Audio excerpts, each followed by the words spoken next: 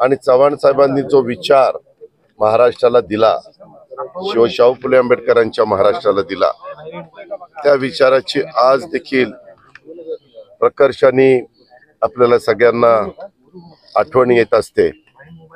आम्ही तरी त्यांच्या विचारांनी पुढे जाण्याचा प्रयत्न करतो आणि दरवर्षी त्यांच्या पुण्यतिथीच्या निमित्तानं, त्यांच्या जयंतीच्या निमित्तानं दोन्ही दिवशी महाराष्ट्रातले अनेक जण चव्हाण साहेबांच्या समाधीचं दर्शन घ्यायला येत असतात। आज देखील मी राज्य सरकारच्या वतीनं, व्यक्तिशः माझ्या वतीनं, तसेच आमचे सहकारी मंत्री मकरंदाबा पाटील, अतुल बाबा भोसले, त्याच्यामध्ये सचिन पाटील फलटणचे आमदार आणि इकडं अमोल मिटकरी, असे आम्ही सगळेजण आज इथं दर्शन घेण्याच्या करता आलोय। एकंदरीतच मी तरी काम करत असताना सतत मी माझ्या डोळ्यासमोर सुसंस्कृत महाराष्ट्र कसा असला पाहिजे ह्याबद्दलची शिकवण जी चव्हाण साहेबांनी दिली, त्या शिकवणीचं स्मरण सगळ्यांनी करून, अलीकडे बघा काही काही जण स्टेटमेंट करत असताना दोन्ही बाजूची लोक, मी काही एक बाजूला बोलत नाही, विरोधी पक्षाची असू द्यात किंवा सत्ताधारी पक्षाची काही जण असू द्यात, कधी कधी अशा प्रकारचं वक्तव्य करतात की जे आपल्या महाराष्ट्राला सहन होणार नाही, आपल्या महाराष्ट्राला परवडणार नाही। नेहमी महाराष्ट्रातल्या चव्हाण साहेब असतील किंवा त्याच्यानंतर ज्यांनी ज्यांनी महाराष्ट्राचं नेतृत्व केले त्या सगळ्या मान्यवरांनी जातीय सलोखा ठेवण्याचा प्रयत्न केला। स्वतः युगपुरुष छत्रपती शिवाजी महाराजांनी देखील हिंदवी स्वराज्याची स्थापना करत असताना कधी जाती जातीमध्ये भेद केला नाही, समाजामध्ये भेद केला नाही। त्यांनी सर्व महाराष्ट्रामध्ये राहणारा मराठा माणूस जो आहे, त्याच्यामध्ये सर्व जाती धर्माचे लोक आहेत, त्या सगळ्यांना घेऊन त्या हिंदवी स्वराज्याची स्थापना केलेली आहे आणि नवीन पिढीनं पण ते सतत लक्षात ठेवलं पाहिजे।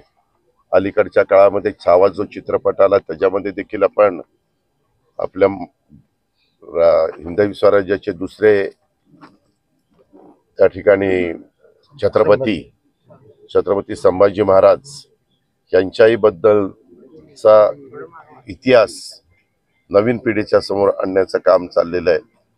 2 दिवसापूर्वीच मी अर्थसंकल्प सादर करत असताना आपण सगळ्यांनी पाहिलं की अर्थसंकल्पामध्ये देखील ह्या सगळ्या ज्या काही बाबी आहेत त्या विचारात घेऊन आम्ही देवेंद्र फडणवीस, एकनाथराव शिंदे, आम्ही सगळ्यांनी मिळून हा अर्थसंकल्प मांडलेला आहे।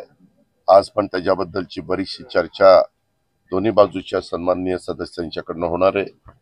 त्याही करता मला अर्थमंत्री म्हणून तिथं हजर राहायचं म्हणून मी सकाळी थोडंसं लवकर येऊन इथं चव्हाण साहेबांच्या समाधीचं दर्शन घेण्याचा प्रयत्न केला। मला एवढंच सांगायचं आहे की जोपर्यंत मी राजकीय जीवनामध्ये, तोपर्यंत चव्हाण साहेबांची विचारधारा मी कदापि सोडणार नाही किंवा ढळू देणार नाही। त्याच विचारधारेने महाराष्ट्राचं भलं होणार आहे, सगळ्या समाजाचं भलं होणार आहे। चांद्यापासून बांद्यापर्यंत महाराष्ट्राच्या सर्व घटकाला त्याच्यातनं न्याय देण्याचं काम होणार आहे, एवढंच मला या निमित्तानं महायुतीचेच मंत्री नितेश राणे यांनी काल, मी त्याबद्दल आत्ताच बोलत असताना काय सांगितलं की मी दोन्ही बाजूच्या सन्माननीय सदस्यांनी कुठल्याही वक्तव्यामुळं कायदा सुव्यवस्था अडचणीत येणार नाही ह्याबद्दलची काळजी घेतली पाहिजे आणि जे आपले म्हणजे ज्यांना देशाच्या बद्दल एक प्रेम आहे असा मुस्लिम समाज मोठ्या प्रमाणावर आपल्या भारतात आहे, आपल्या महाराष्ट्रात आहे,